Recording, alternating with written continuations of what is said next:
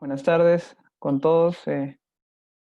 Bienvenidos a la quinta exposición de este seminario de divulgación matemática. La semana pasada no hubo exposiciones y la retomamos esta semana. En esta oportunidad nos acompaña el máster Joseph Luis Camp. Nos va a contar sobre el modelamiento matemático, transporte de sustancia. Él es egresado de la UNI, de la carrera de matemática. Hizo su maestría en el Instituto de Matemáticas y Ciencias Afines, el INCA, aquí en Perú, y actualmente está haciendo el doctorado en la Universidad de Montpellier, exactamente en un instituto que se llama INRAE, pero él ya nos va a comentar un poquito más sobre eso, ¿no? Solamente antes de dejarle la palabra a Joseph, cualquier pregunta, cualquier fallo que pueda haber con la transmisión, con el audio, con cualquier cosa, todo en el chat, por favor. Traten de no activar sus micros, sus cámaras para no interrumpir la charla, ¿no? Entonces te dejo con la palabra, Joseph. Gracias. Hola con todos. Soy Joseph K. Voy a activar mi cámara al principio solamente para presentarme y me puedan ver. Y luego voy a desactivarla para los que no tengan buena conexión de internet. Bueno, como dije, soy Joseph K. Soy egresado de la UNI. Terminé en el 2015. Hice mi maestría como ya escucharon en el INCA. Hice una pasantía también aquí en Francia. De esa manera pude entablar los contactos para poder hacer mi doctorado ahora en la Universidad de Montpellier, oficialmente en la Escuela Doctoral de Modelamiento y Matemática. Pero también están los otros dos institutos, que uno es el INRAE y el INRIA, el Instituto Nacional de Investigación Informática y Automatización, y el INRAE, que es el Instituto Nacional de Investigación Superior de Investigación Agrónoma. Y actualmente estoy trabajando en los dos institutos, mitad a mitad. Bueno, hoy día les voy a comentar sobre modelamiento matemático. Básicamente, las ecuaciones que yo utilizo o los modelos que yo utilizo en mi tesis de doctorado. Entonces, básicamente voy a comenzar con una introducción, voy a entablar qué es un modelo matemático, cuáles son las notaciones y las ideas que deberían tener más o menos claras para poder entender todo, es decir, en las siguientes secciones. En la segunda parte voy a hablar sobre los modelos hidrodinámicos importantes, uno muy general y otro que es el que yo utilizo actualmente. Luego, en la tercera sección voy a hablar sobre la ecuación de transporte.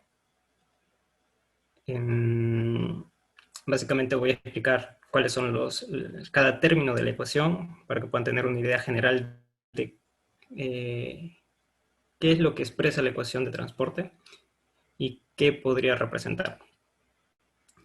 Luego, en la cuarta sección, voy a hablar sobre una condición necesaria, pero no suficiente para poder tener una estabilidad en una clase específica de ecuaciones diferenciales.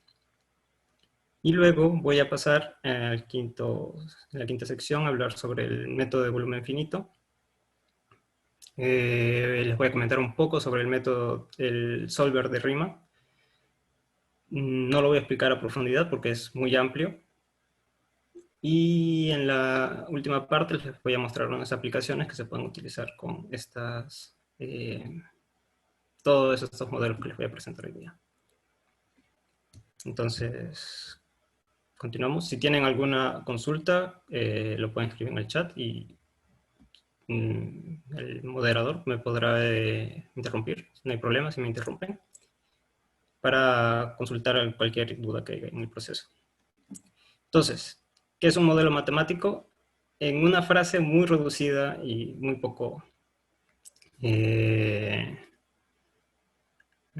muy concisa, sería la representación de un fenómeno a través de las ecuaciones. Podría ser una ecuación sencilla, como mm, que no tenga términos diferenciales, que serían las derivadas o las derivadas parciales. Y la parte importante de esta frase son dos. Uno que es las ecuaciones, que ya lo mencioné, que puede tener ecuaciones diferenciales o no. Y la otra parte son los fenómenos, que es un fenómeno físico. Por ejemplo, en la imagen que ven a la derecha, ven un lago, ven barcos, una montaña a lo lejos, el cielo, el agua, pero el agua tiene una particularidad que es un color verde. Y uno podría decir qué ocurre en eso. Tendría primero que ver qué es el fenómeno de estudio, en este caso el agua verde, por qué ocurre, cuáles serían las causas de este suceso, y luego entablar las hipótesis que ocurrirían. Normalmente cuando ustedes vean bibliografía sobre esto, lo hacen al revés. A mí me gusta primero entablar las hipótesis y luego construir el modelo. Pero van a encontrar que normalmente se construye el modelo y se entablan las hipótesis sobre el cual este modelo es válido. Y lo otro sería construir el modelo. Una vez que a mí me gusta tener las hipótesis que voy a usar basados en el fenómeno de estudio. Por ejemplo, el agua, necesito un modelo hidrodinámico, necesito saber por qué está verde y construir un modelo basado en eso. Luego de ya tener el modelo, poder hacer que pase test razonables. Cuando digo razonables, quiero decir que tengan alguna relación con la realidad. No voy a poner una altura de 1000 metros de profundidad de agua cuando eso no es verdad. Y luego una calibración del modelo para poder ajustar ese modelo que yo tengo a casos reales o a data real para poder comparar mi modelo con la realidad en este caso. Ahora, algunas nociones básicas que voy a utilizar durante toda la presentación son qué es una derivada parcial y qué son integrales. Espero que todos puedan tener claro más o menos qué son estas nociones. De no tenerlas claras, las derivadas básicamente va a ser el cambio en alguna componente o de la función que vamos a utilizar. Bueno, en este caso incluye también la derivada parcial. Y las integrales, para nuestro caso, serían como que poder encontrar una sí, es un poco amplio. Entonces, es necesario que tengan claros estas nociones antes de comenzar. Nosotros vamos a usar la integral como para poder solucionar una ecuación diferencial. Acuérdense que una derivada es el proceso inverso de una integral, a pesar de que la construcción de las dos nociones sean distintas.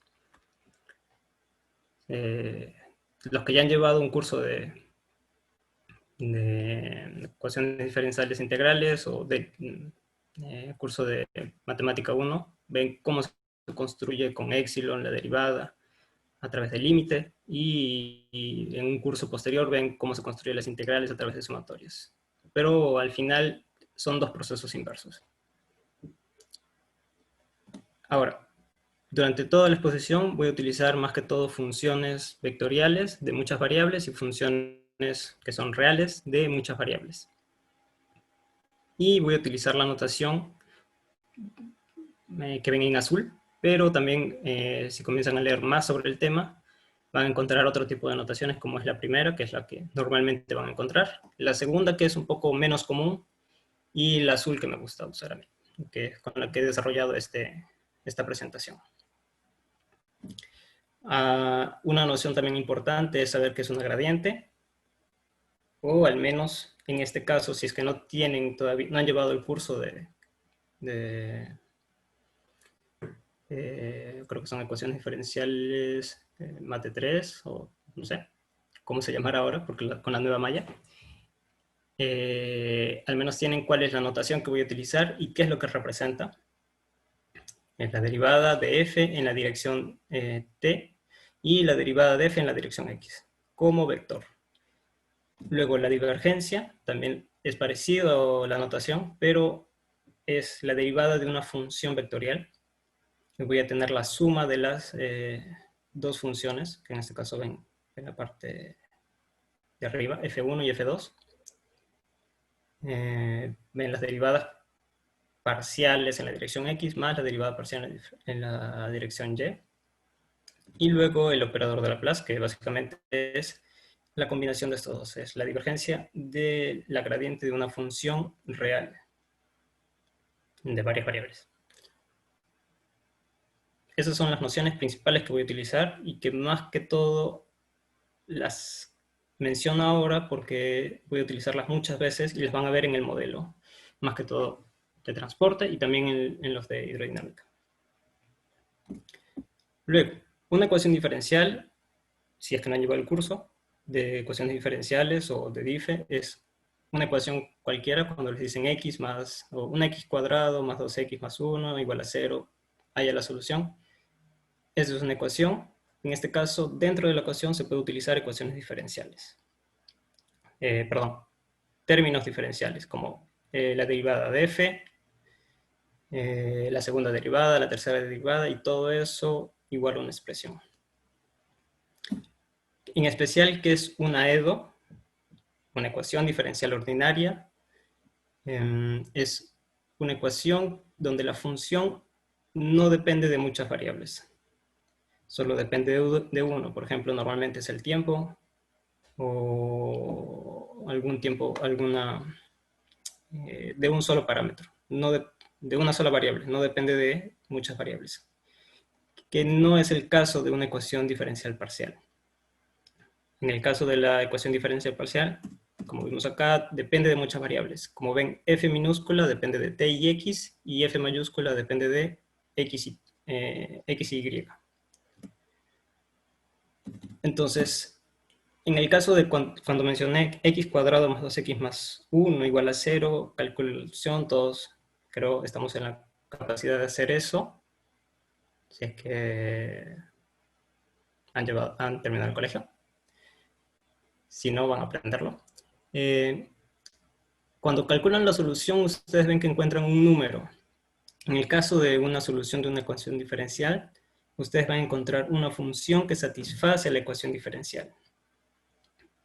Y esto es importante diferenciarlo, porque a veces pueden encontrar conjuntos de funciones que satisfacen la ecuación diferencial. Por eso, cuando hablo de una EDO, nosotros podemos tener el teorema de la unicidad y la existencia de la solución. Sabemos que dependiendo de la condición inicial, nosotros vamos a tener una única, existe la solución y va a ser única.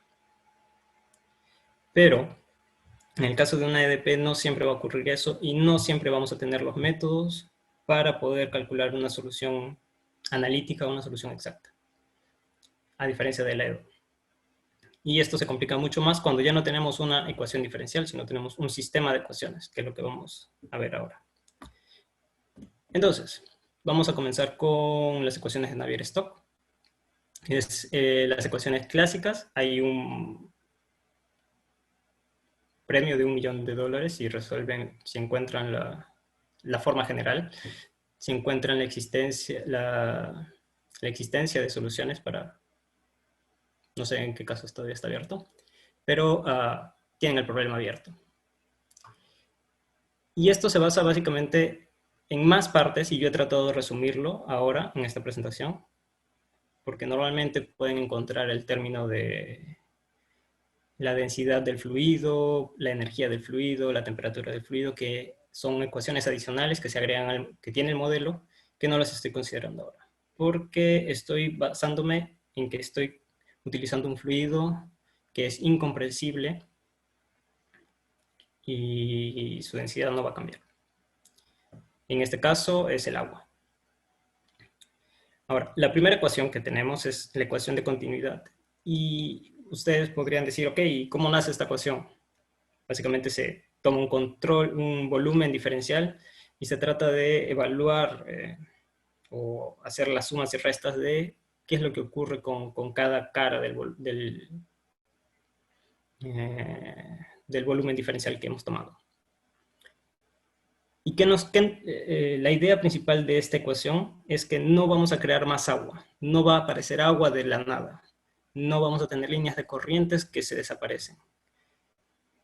Y eso es lo que ustedes normalmente ven en una clase de ecuaciones diferenciales parciales, de una ecuación de una clase de DP, que es que las líneas de corriente normalmente se mantienen si es que la divergencia es igual a cero, que este es el caso.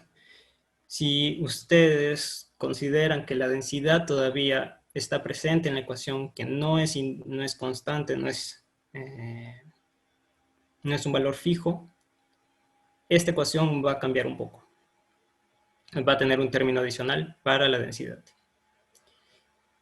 Y las siguientes 3 ecuaciones son para las ecuaciones de momento.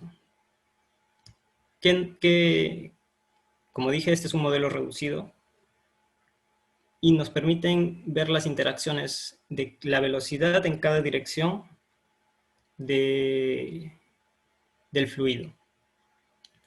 Donde, como ven, al principio tienen la primera derivada de la primera componente de u al cuadrado, luego la derivada con respecto a i de u por b, y la derivada en z de u por w. Igualito en el mismo sentido para la segunda ecuación. Y esto tiene algunos adicionales, que es la presión y la viscosidad del fluido, que se representa por el último término. Como hemos visto, es el operador de Laplace, que es la divergencia de la gradiente. Y para cada uno, como ven, u depende de la posición x, y y z. Porque tenemos la columna de agua, tenemos la posición en el plano de 2 dimensiones, x y y, pero también tenemos en 3 dimensiones. Por eso tenemos 3 ecuaciones. Adicional a esto, a este modelo se le puede agregar el efecto Coriolis,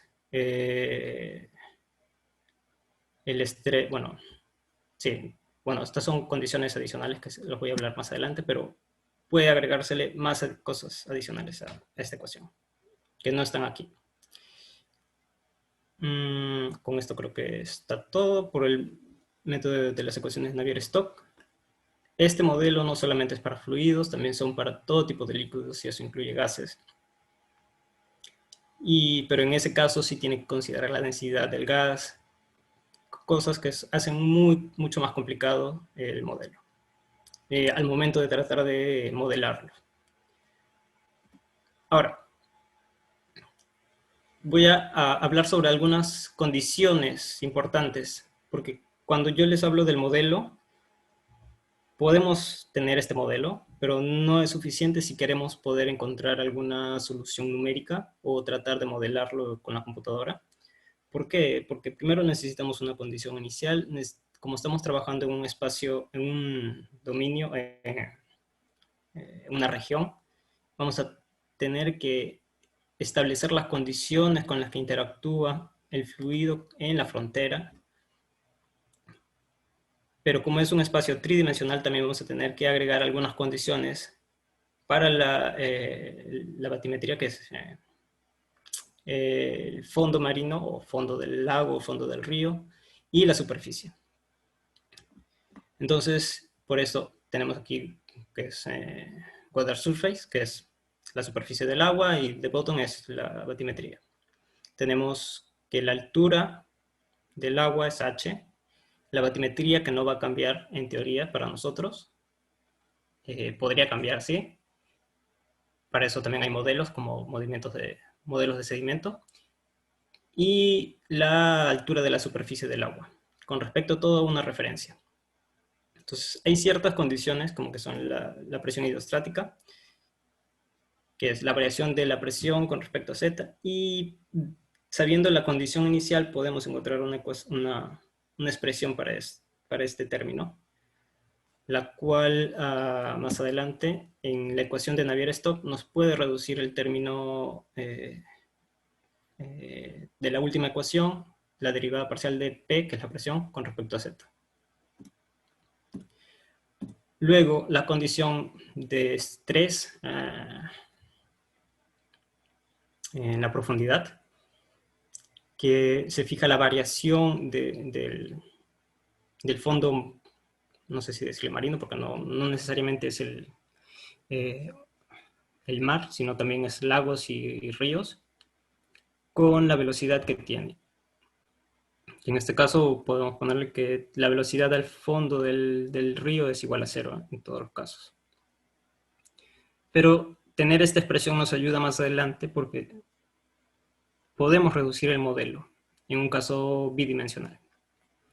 Luego, esta condición es muy importante porque nos permite modelar fluidos de superficie libre. Es decir, si tengo en una región, yo ingreso agua, la altura de la superficie del agua puede aumentar, puede disminuir, dependiendo de cuál sea la descarga de agua, o el flujo. Y luego tenemos el estrés, que tiene que ver más que todo con la fricción que causa el agua con el fondo marino.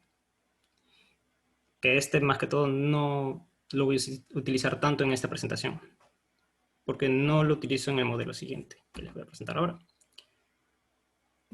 Que son las ecuaciones, en inglés sería Shallow Water Equation, que son ecuaciones de agua poco profundas, donde estas ecuaciones parten de la hipótesis de que estoy en una masa de agua donde la extensión de las coordenadas X y Y son mucho mayor a la de Z. Es decir, tengo un río que es muy largo, pero su profundidad es de 2 metros, 3 metros. Se puede utilizar para lagos, para ríos, para las profundidades cercanas a la costa. Porque la velocidad vertical es casi cero, no es cero, sino es que podemos decir es constante, no varía tanto, siempre va a ser un valor aproximado de un rango que es pequeño. Entonces, no va a afectar tanto a nuestras velocidades horizontales. Como ya vimos en el modelo anterior, que siempre consideramos la interacción entre la velocidad vertical, que es W en este caso, y las velocidades horizontales, U y V. Entonces, esta ecuación se deriva de la ecuación de las ecuaciones de Navier-Stokes, haciendo una integración sobre la columna de agua. En este caso puede ser 2 metros, 3 metros. Como ya vemos aquí, la integración va a ir desde ZB hasta eta, que es esa n media rara. Entonces, para eso vamos a utilizar las condiciones de frontera que ya mencioné anteriormente. Y una regla importante que es la de Leibniz, que es muy sencilla de demostrar, no es nada complicada, que hace la relación de la diferencial de una integral, la convierto en la integral de una derivada parcial, más dos términos.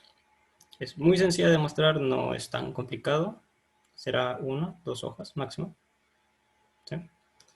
Pero esta expresión nos permite, cuando nosotros integremos, nos permite cambiar entre los términos. ¿Por qué? Porque como estamos diciendo, nosotros ya no vamos a estar trabajando en un modelo 3D, vamos a estar trabajando en un modelo bidimensional. ¿Y qué nos ocurre con eso? Que antes teníamos un modelo donde podíamos tener los valores de la velocidad en cada punto de la columna de agua. Es decir, teníamos la velocidad en la dirección U, teníamos la velocidad en la dirección B en la superficie, y la misma en el fondo, y lo mismo para cada punto. En este caso, ¿qué es lo que vamos a tener? Vamos a tener una integral de esa velocidad dividido por toda la longitud, que nos da el promedio de la velocidad en toda la columna de agua, como que la velocidad representativa. Entonces, cuando nosotros integremos la ecuación diferencial, esta de aquí, por ejemplo, la primera, vamos a tener la integral de la derivada parcial de u con respecto a x, más la integral de la derivada parcial con respecto a b de v con respecto a y. La integral va desde la profundidad, que es zb, hasta eta. Entonces, ¿eso qué ocurre? Que vamos a tener la parte derecha, el primer término, y eso lo podemos convertir a la derivada en la dirección que tiene el primer término de la derecha, y al costado podemos tener ya incluido como que el total de la velocidad, es como que la suma de todas las velocidades, y luego lo dividimos entre toda la columna de agua y nos va a dar el promedio. Y luego simplemente agregamos los dos términos, que si se dan cuenta son dos términos que han aparecido mucho en las condiciones de frontera anterior, que son estas aquí, la condición inferior, que es phi de zb, perdón, las derivadas parciales de zb y las derivadas de eta. Entonces, es simplemente cálculo de poder integrar todas las ecuaciones de Navier-Stokes, que son estas aquí. Pueden integrar cada ecuación por separado y van a obtener el siguiente modelo que les voy a presentar, que son los modelos de Shallow Water Equation. Estas de aquí, que básicamente se obtienen integrando. La primera ecuación, la ecuación 3, es la ecuación de continuidad ya integrada sobre la profundidad que va desde zb hasta eta. Y como vimos en el slide anterior, esa diferencia es justamente h, que es la altura de la columna de agua. Y en todos los términos aparece ahora el h, la columna de agua. Perdón, la altura de la columna de agua. Igualito para las ecuaciones 4, que son las ecuaciones de momentum, donde Zx representa las fricciones que hay en el fondo marino. Y en este caso hemos también aplicado la ecuación la condición de hidrostática, que nos permite reducir ese término phi de la derivada de la presión. Entonces, este es un modelo bidimensional a diferencia del modelo de Navier-Stokes, que también se puede obtener un modelo de Navier-Stokes en 2 dimensiones, pero el modelo de Navier-Stokes tiene ciertos términos de segundo orden en la derivada, es decir, tiene derivadas dobles, que es el operador de Laplace, que hacen mucho más complicado resolver el problema. Ahora, pasemos a la ecuación de transporte. Ya tenemos un modelo sencillo de resolver, no es tan complicado, como les voy a mostrar más adelante, del cual podemos obtener una solución numérica de la hidrodinámica del agua, es decir, las velocidades, la altura del agua a través del tiempo. Ahora, la ecuación de transporte es una ecuación de advención, difusión, reacción, es decir, tiene 3 términos importantes que hacen de esta ecuación que se puede utilizar en muchos casos. Tiene el primer término, como dice uno, es el término temporal, es decir, vamos a poder encontrar una solución que se distribuye a través del tiempo, que dependa del tiempo. Vamos a tener el segundo término, que como hemos visto es la gradiente de la velocidad por phi, donde phi, no lo puse aquí, pero phi es la magnitud que queremos medir. Por ejemplo, la temperatura del agua, una concentración de algún mineral en el agua, cualquier magnitud que ustedes puedan medir. se utiliza con esta ecuación. Vemos que es la gradiente de la velocidad por phi, donde u va a ser es un vector, y le falta la rayita, la flechita arriba del u.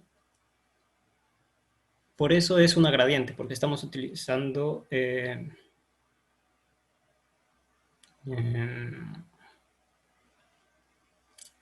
perdón, no es la gradiente, es la divergencia. Y el segundo también es la divergencia de este sí, de la gradiente de phi, donde k es el coeficiente de difusión mm, de la magnitud phi.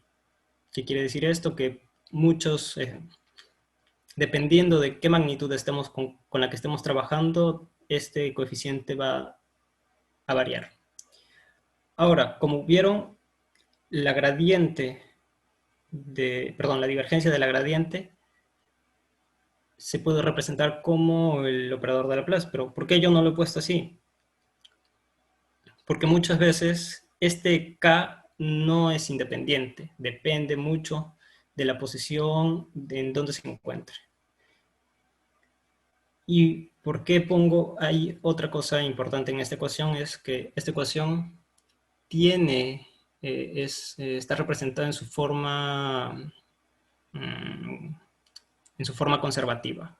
Es decir, que el u está dentro de la gradiente. Hay otra forma donde se multiplica la advención, que es el número 2, es u por la gradiente de phi, que es su forma no conservativa. En nuestro caso, como estamos trabajando sobre fluidos, tenemos que la divergencia de u va a ser igual a 0 y haciendo ciertos cálculos podemos obtener el mismo resultado. Y el tercer punto es la difusión. Pero primero quiero hablar un poco sobre la advención, es cómo el fluido se va a desplazar dependiendo la magnitud se va a desplazar dependiendo del fluido. Por ejemplo, si tengo agua caliente y el agua caliente tiene una corriente, voy a ver que la temperatura del agua va a depender de cómo se está desplazando. Si tengo una concentración de algún mineral, tengo un barquito, por ejemplo, pongo el barquito, tengo la corriente, va a desplazar el barco. En este caso, el fluido está como que en la misma, no en la misma posición del líquido, pero es como que el fluido contiene toda esa, que en este caso es el agua, contiene, uno, la magnitud física de la temperatura, la magnitud física de alguna concentración. Y en el caso de la difusión es como el fluido, en este caso no vemos el U o la velocidad del fluido en este término, y esto representa cómo se va difuminando a través del tiempo, o en el espacio más que todo, no del tiempo. Un ejemplo claro sería, yo tengo un vaso de agua, no hay corriente, el agua no se mueve, no tendría la advención, yo echo una gota de agua y veo cómo la tinta, perdón, echo una gota de tinta azul, tinta roja, la que sea, veo cómo se va difuminando, se va expandiendo en todo el vaso. Tengo mi vaso con agua, echo un poco de café y veo cómo se va diluyendo y se va difuminando en todo la masa de agua. Eso representa el primer término, cómo se desplaza gracias al flujo del agua, y el otro, cómo se desplaza gracias a su propio movimiento molecular de la sustancia. Y el último término es un término fuente, es decir, si se agrega agua a través de un río, si hay ciertas interacciones, ciertas reacciones o ciertas fuentes o salidas de la concentración, que en mi caso es una de las partes más importantes en las cual trabajo más, porque como dije, estamos trabajando con ecuaciones diferenciales, pero también cuando ya comienzo a agruparlas, tengo un sistema de ecuaciones diferenciales, que es el caso de los modelos anteriores, de aguas poco profundas y las ecuaciones de Navier-Stokes, son sistemas de ecuaciones. Y en mi caso yo trabajo con varios componentes y que pueden interactuar entre ellos. Y este término es muy importante para ese caso. Ahora, como vimos, esta gradiente, esta divergencia, depende de la posición de cada componente, en donde se está evaluando, en qué valor de X, Y y Z. Pero también podemos tener una versión para el modelo de 2 dimensiones de aguas poco profundas, que es este caso aquí, que también se obtiene integrando la ecuación anterior sobre la columna de agua. Al momento de integrar, vamos a utilizar otra vez la regla de Leibniz y vamos a obtener casi el mismo resultado que está ahí. ¿Alguna observación más que esto? No.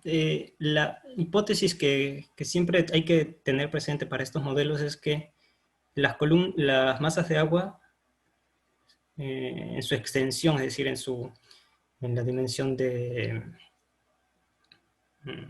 las coordenadas X y Y, son mucho mayores a comparación de la velocidad, perdón, de la dimensión de Z, de su altura, de la columna de agua.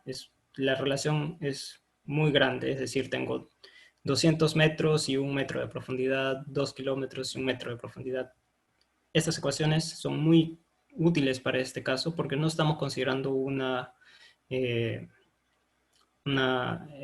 alguna término o alguna derivada en la dirección de Z, que nos reduce mucho más el modelo y lo hace más sencillo de resolver. Entonces, ahora, todos estos modelos son muy complejos,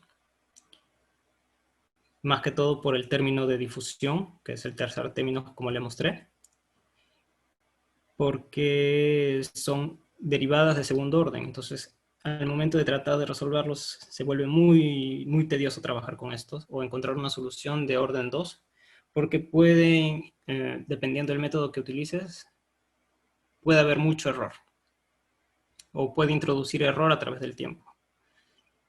Y eso lo que ocasiona es que comienzan a haber oscilaciones en tu solución que simplemente al pasar el tiempo distorsiona todo y tu solución que debería ser de otra forma no podrías no podrías interpretar tu solución correctamente. Entonces, para eso hay condiciones de estabilidad. No les voy a mostrar una condición que sea suficiente, pero sí una condición que es necesaria, que es las condiciones de CFL. Y vamos a partir desde la ecuación lineal de advención unidimensional, partí, donde A va a ser la magnitud de la velocidad. Como ya vimos en la ecuación de transporte, U está dentro de la derivada, pero como dije, en nuestro caso estamos trabajando con agua, su densidad no cambia, entonces la ecuación de continuidad nos ayuda a poder saltar entre una y otra. En este caso, tenemos la ecuación lineal de advención, no hay difusión, y la discretizamos tal cual. Hacemos método de diferencias finitas y tenemos esta expresión, que es una aproximación de la ecuación diferencial lineal de advención. Entonces, uno podría decir, ok, ya tengo cómo calcular, despejo el phi de n más 1 en la posición i y calculo la solución. Pero como hemos dicho, es una solución aproximada y podría haber ciertos términos que no estamos viendo, que no estamos escribiendo, que nos podrían ingresar error al momento de calcular la solución numérica. Porque recuerden que esta ecuación depende mucho de qué phi delta de t y delta de x utilizamos. Ese es el orden del error, o el orden de la aproximación. Entonces, lo que realmente vamos a tener es, vamos a representar con esta ecuación de diferencias finitas, es utilizando la expansión de Taylor, realizando algunas operaciones, llegamos a que realmente esta es una esta es la ecuación que tendríamos que utilizar. Donde están los puntos, puntos, puntos, tendría que ir el orden de la ecuación, que es el orden de delta de t al cuadrado y delta de x al cuadrado. Y aquí aparece un término que no estábamos viendo, que es la difusión numérica artificial, que es distinta a la difusión que hemos visto hasta ahora. ¿Por qué? Porque esta aparece al momento de discretizar la ecuación diferencial de advención. Y esta es principalmente la que nos agrega error cuando no utilizamos correctamente o no utilizamos un correcto delta de t, que es el paso del tiempo. Yo les dejo a ustedes hacer las operaciones. Yo las hice hoy día para estar seguro. Y no es tan complicado. Simplemente es hacer la expansión de Taylor para cada expresión, utilizando para phi de i de n más 1 y para phi de i phi de n i menos 1. Y simplemente multiplican por a la expresión de Taylor que sea con respecto a x, despejan y hacen algunos truquitos ahí para que obtengan esta solución. O bueno, tengan esta expresión. Entonces, ¿qué es lo que ocurre con esta expresión? Que cuando este término se vuelve negativo, el de difusión numérica artificial, cuando ese nu que está al final, que es la b, la v, es mayor que 1, que a este coeficiente lo llamamos coeficiente de Curran CFL, por las siglas de cada uno de sus autores. En el paper que hay un paper que pueden encontrar sin mucho problema en internet, donde explican cómo obtienen este coeficiente. Si este valor es mayor que 1, este término de difusión numérica artificial se convierte en negativo todo el tiempo y puede hacer que simplemente retroceda y no represente lo que realmente queremos modelar con la ecuación diferencial. ¿Y de qué nos sirve tener esta condición? Que no es, como dije, no es suficiente para poder decir, ok, la solución es estable, siempre va a estar dentro de estos rangos, pero sí es necesaria.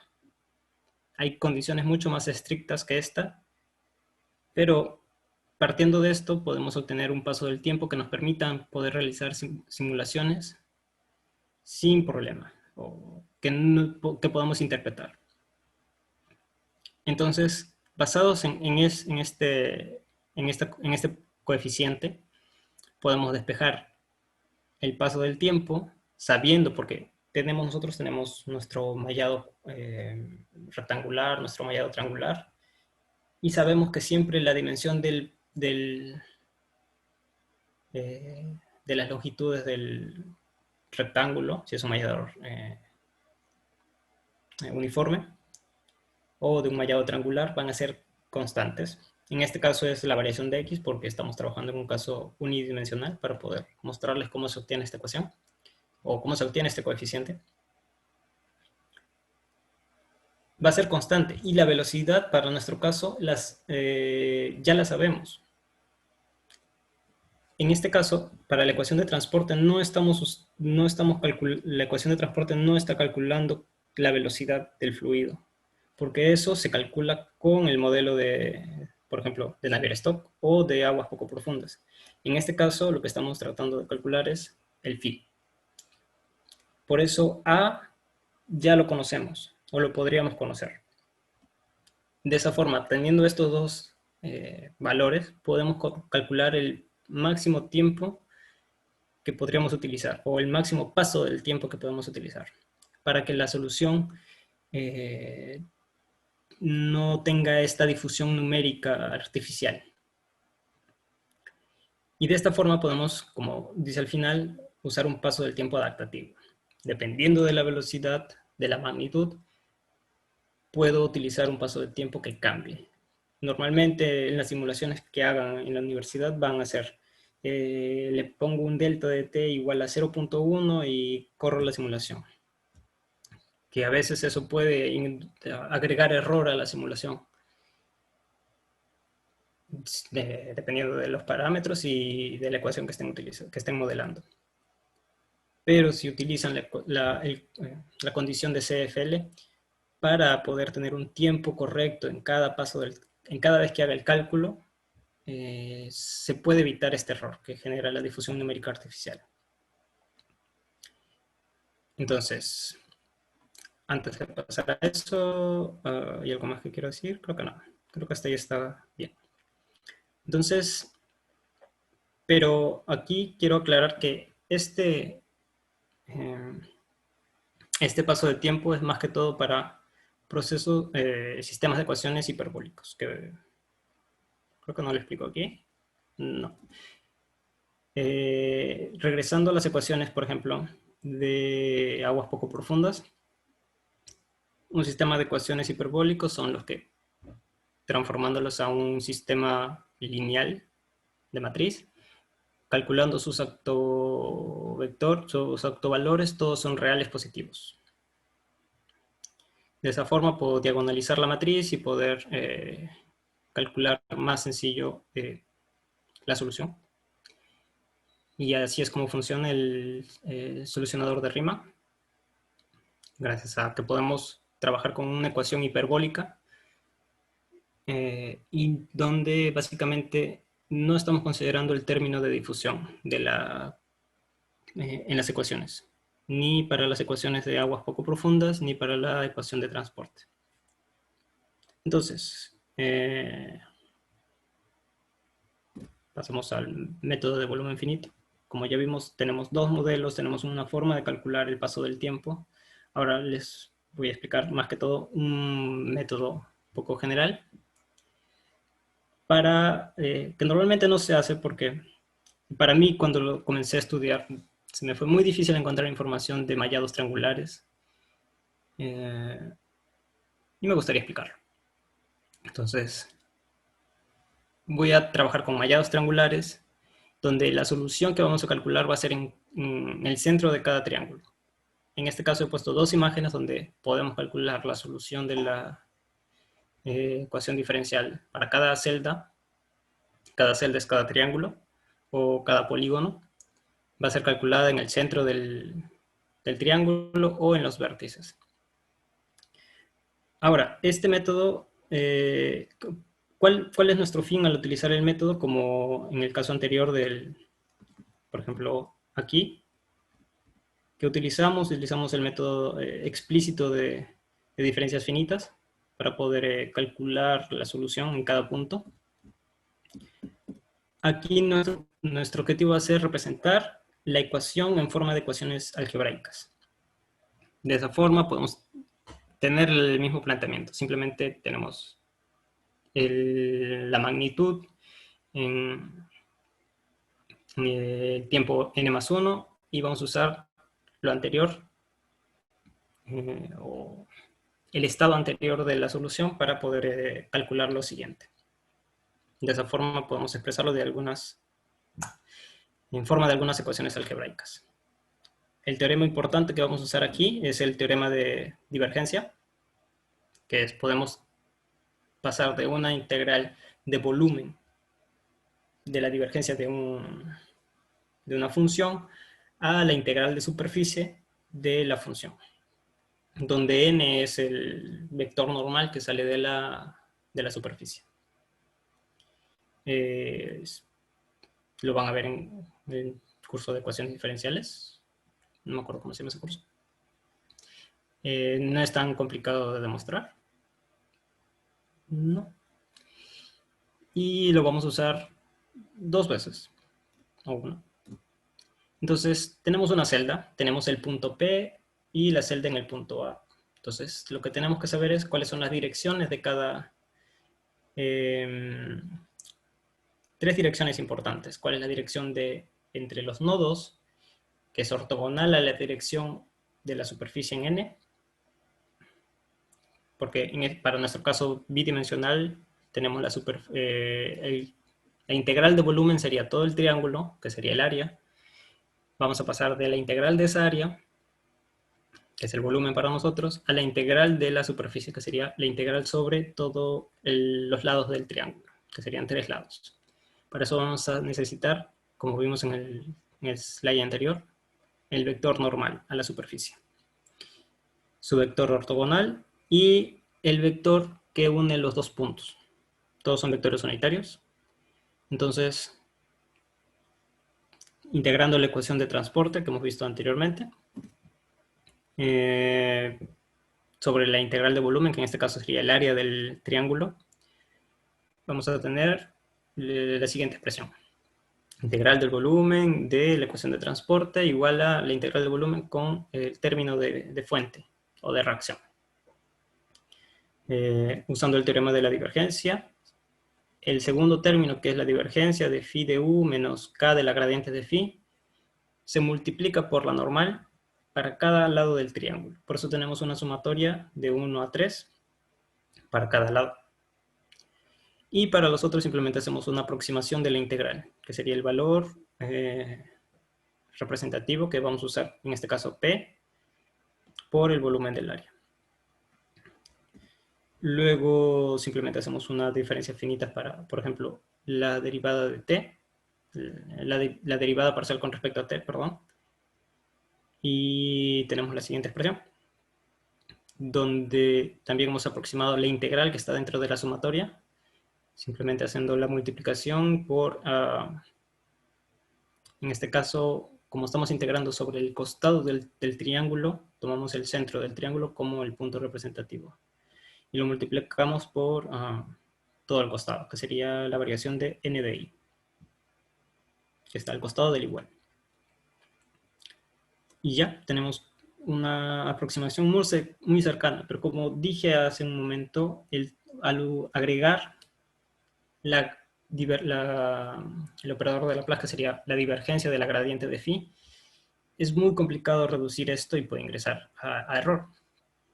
Entonces, en esta ecuación todavía tenemos términos diferenciales que están dentro de la gradiente de phi, porque dice menos k, el vector normal, multiplicado por la gradiente de phi. No es una multiplicación normal, acuérdense que son vectores los dos.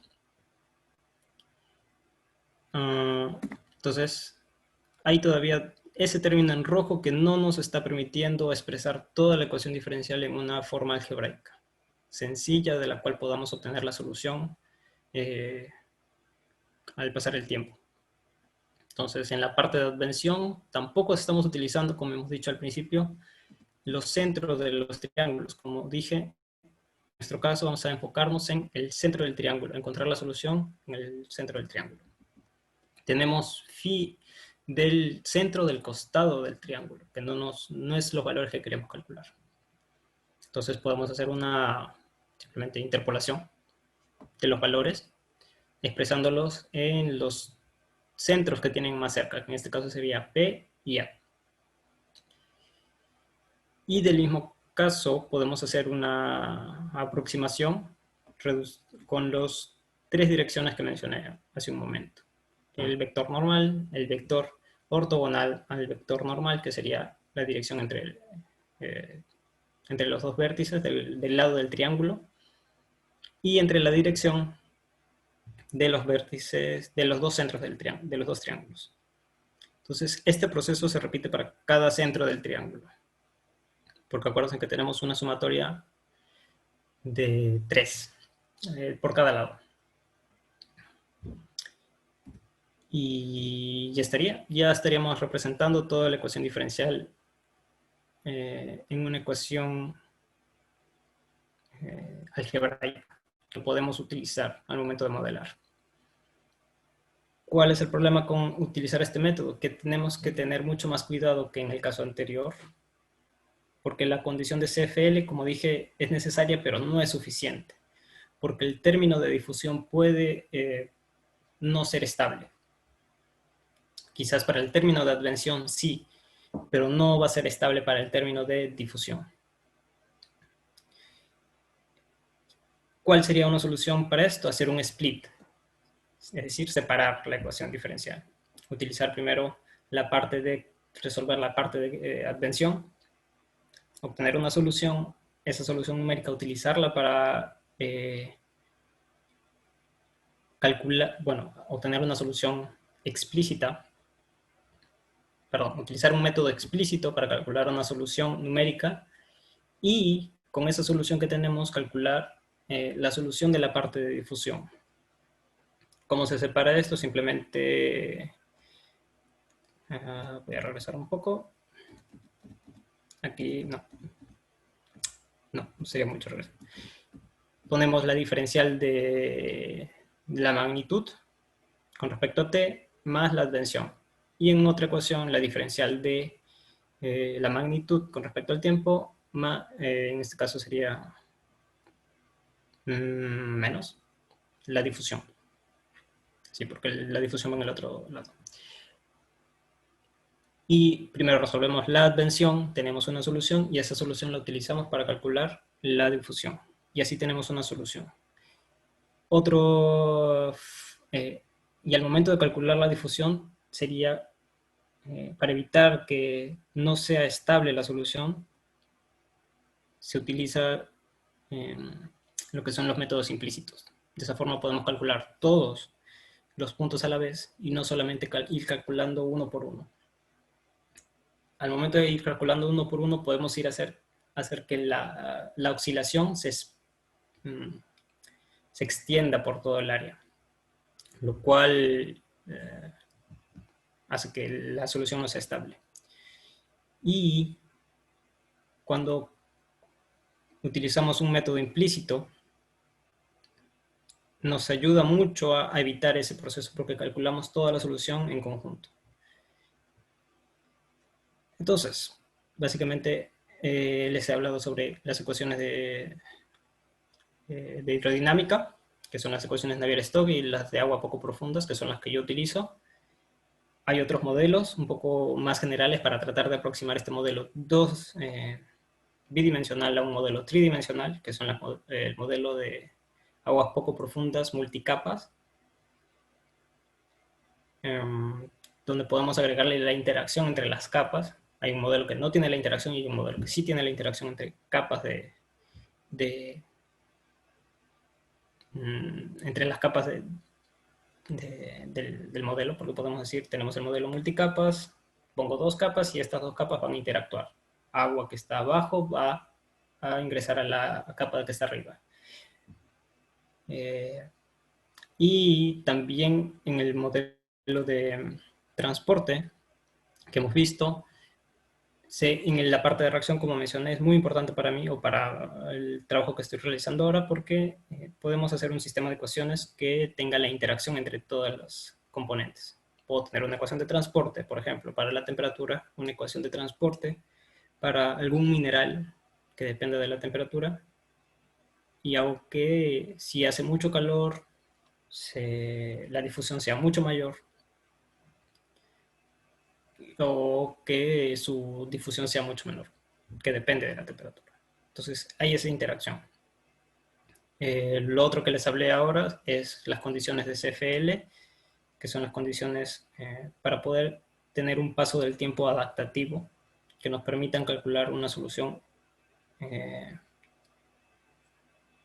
Nos permite trabajar con una condición necesaria para la estabilidad, la cual nos ayuda al momento de trabajar con ecuaciones hiperbólicas, que en este caso sería el solver de Riemann, que no he hablado mucho de él en la presentación. Más que todo me he enfocado en solo un método. Ahora, algunas aplicaciones, por ejemplo, la ruptura de presas, que es el dam break. Por ejemplo, lo que ven normalmente ustedes con los huaicos, o que vemos. La inundación de áreas pobladas, que es el problema principal que tenemos aquí en Montpellier, que es por el cual el equipo donde estoy trabajando tiene mucho apoyo, que es que en Montpellier cada año hay mucha lluvia en cierta época y hay áreas donde hay mucha inundación. Y ha causado muchos accidentes. Entonces, aquí sí es un problema importante. Luego, otra aplicación sería la temperatura de fluidos, como mencioné. Podemos agregar la ecuación de transporte para poder modelar cuál va a ser la temperatura.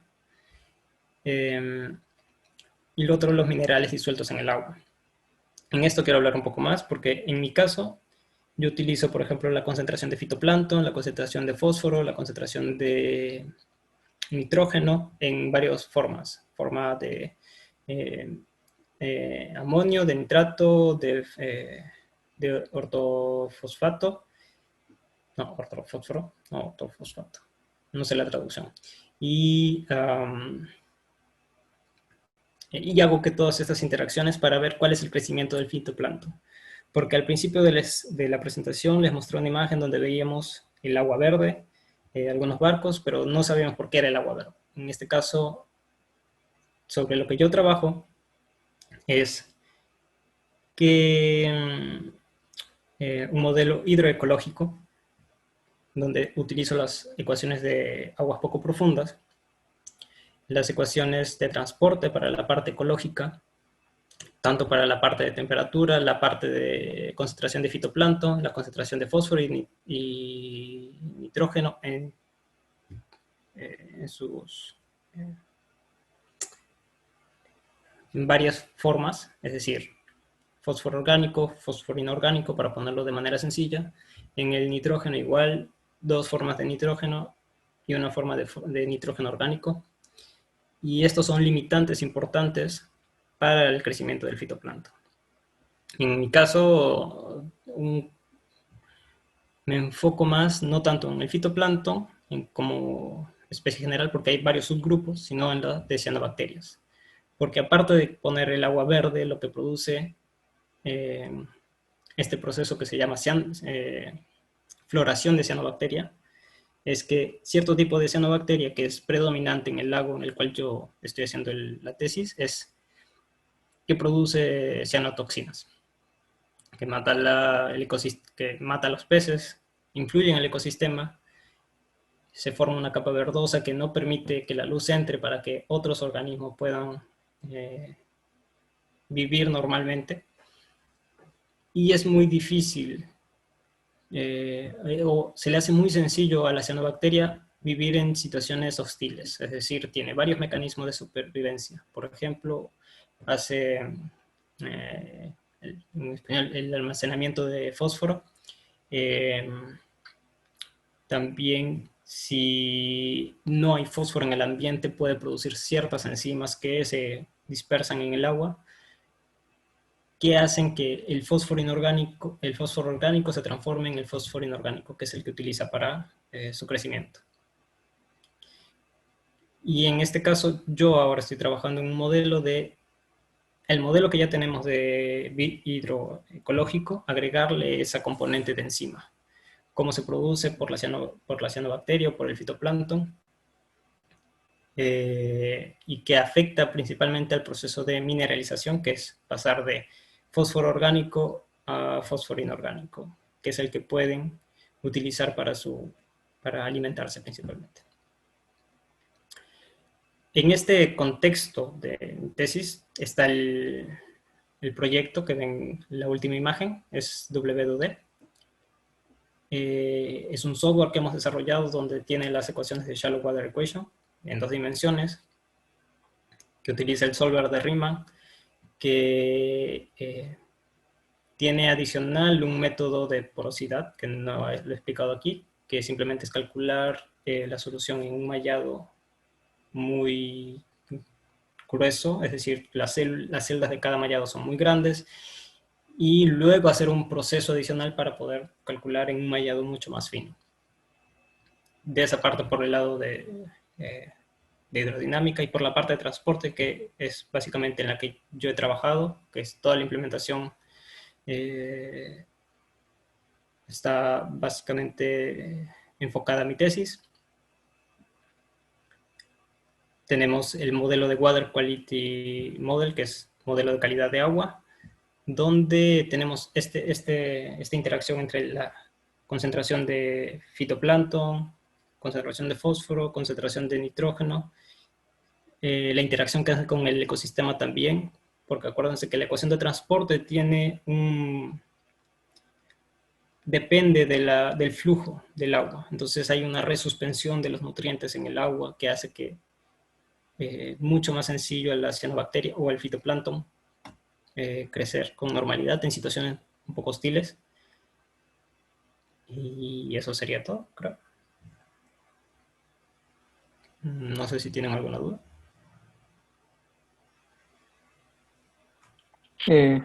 Muchas gracias, Joseph.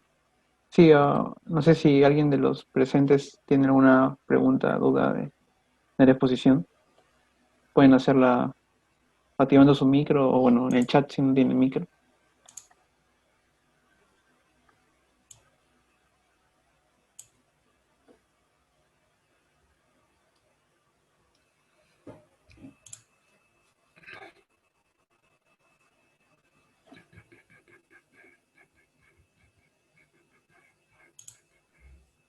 Hola, hola Joseph, buenas tardes, o buenas noches, no sé. Eh, Noches acá. Gracias por la charla. Tengo una pregunta sobre el mallado. ¿Por qué escoges el triangular? O sea, el cuadrangular es... O sea, ¿usar el triangular es mejor que el cuadrangular o qué sé yo? No, pero la principal diferencia es que puedes adaptar el mallado triangular a áreas mucho más complejas.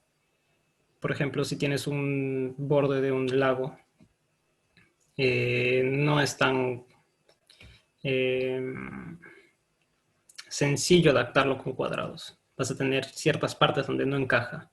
Entonces, si utilizas triángulos, puedes hacer los triángulos más pequeños y acercarlos. Si bien es cierto, lo puedes hacer también con rectángulos, no ayuda mucho, porque siempre vas a tener esas esquinas.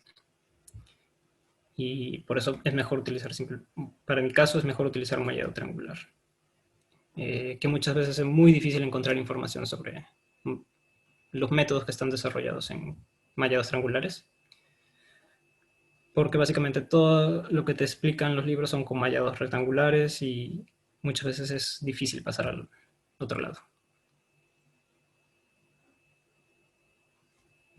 Ok, o sea, es más que nada por un tema de la superficie.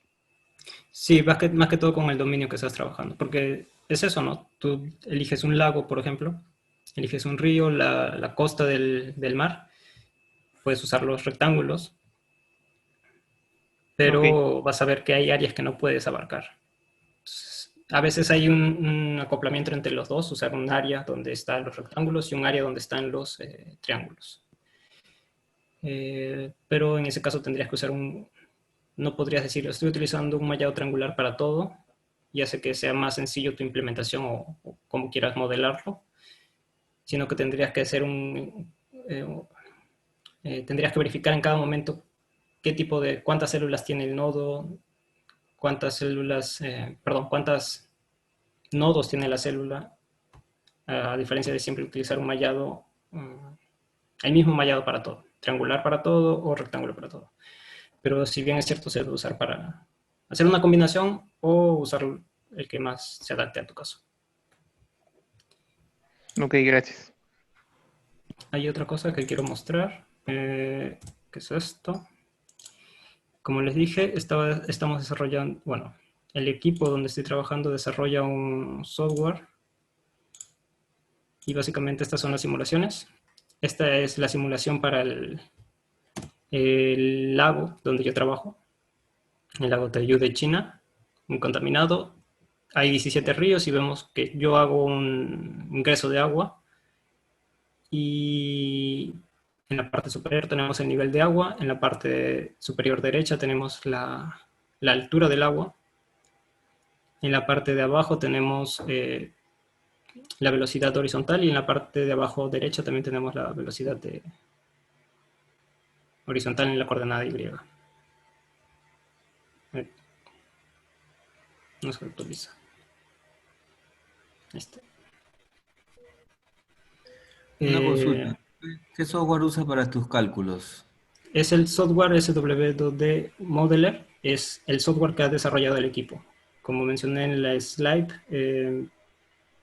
está básicamente desarrollado por nosotros, por el equipo Lemo del INRIA, donde tiene muchas más utilidades, no solamente la parte de transporte, sino el método de porosidad, como mencioné, para la parte de inundación. Y creo que ahí están implementando muchos métodos de porosidad multicapas y en un modelo en 3 dimensiones, no solo en 2. En este Otra, caso está enfocado en 2 dimensiones. Sí, dime. la otra consulta era, o sea, tu investigación, que está chévere, qué institución lo va a usar, ¿no? Porque debe tener una aplicación práctica, que es lo que mencionaste, de evitar el desborde de los ríos y lagos, cosa que en el Perú tú sabes que es todos los años, ¿no? Sí. Allá, digamos, Eh, que se financian, esos conocimientos van directo al Estado, municipalidades, ¿cómo sería? sí, como mencioné, este software está desarrollado por el equipo y tiene una licencia. Ahorita hay una empresa que la está utilizando por 6 meses para que la pruebe y luego tendrían que comprar la licencia. Básicamente la licencia es del instituto. Es como que el instituto lo que hace es apoya financieramente al equipo, porque nuestro equipo básicamente se centra en el modelo. Nosotros estudiamos el modelo y tratamos de adaptarlo a los casos reales. Lo que hace el instituto es eh, ayudar al equipo a que se pueda desarrollar. Nosotros ya teníamos el modelo, había un código en Fortran antiguo, y lo que hicimos, lo que se solicitó al instituto fue que un equipo, el equipo de desarrollo del instituto, INRIA, nos apoyó con la parte de interfaz, por ejemplo. Ellos se encargaron de hacer toda esta interfaz que ven en el video, a hacer la interacción con el lenguaje C, hacer pasar, porque está todo implementado en C++, pasamos del código de Fortran al código de C++, y ellos nos apoyan a hacer el mantenimiento y a poder tener esto, que el software funcione. Y No sé si hay alguna otra consulta. hay un último video que quiero mostrar, que es este de aquí. El que le mostré fue pues, la parte de modelo de hidrodinámica, y este es para la parte de concentración. Yo estoy ingresando concentración al dominio, que depende del video anterior, donde ya había calculado la hidrodinámica. En este caso simplemente se está esparciendo la concentración a través del dominio. Aquí no lo muestro, pero hay más concentraciones, hay concentración 2 y 3, que son para el fósforo y para el nitrógeno. Listo.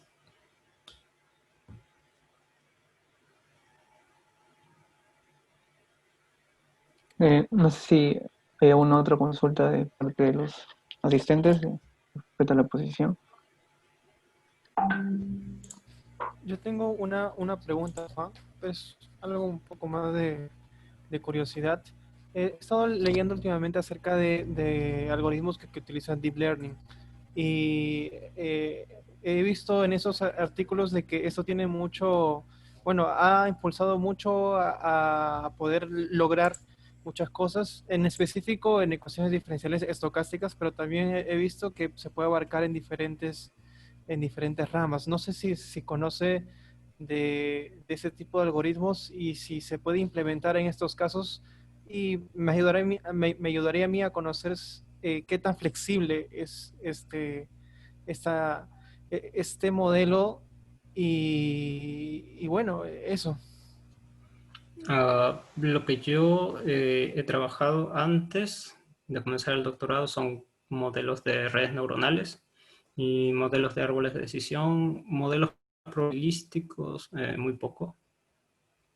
Quizás utilice un modelo bayesiano, pero eh, mm, casi nada.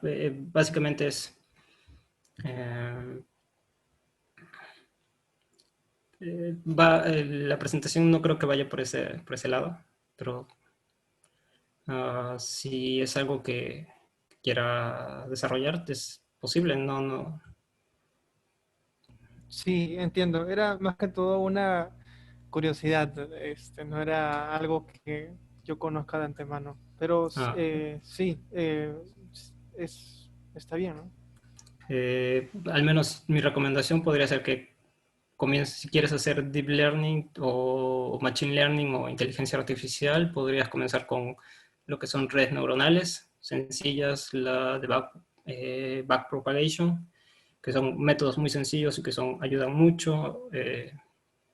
Comenzar con identificación de imágenes, pasar a árboles de decisión quizás, que son un poquito más complejos, donde tienes que usar estructuras de datos de árboles binarios.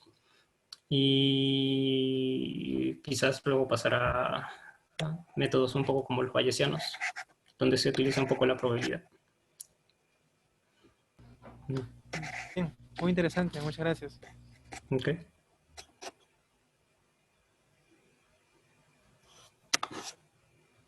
No sé, No sé ¿alguien si, tiene otra pregunta? sí, no sé si hay alguna otra pregunta.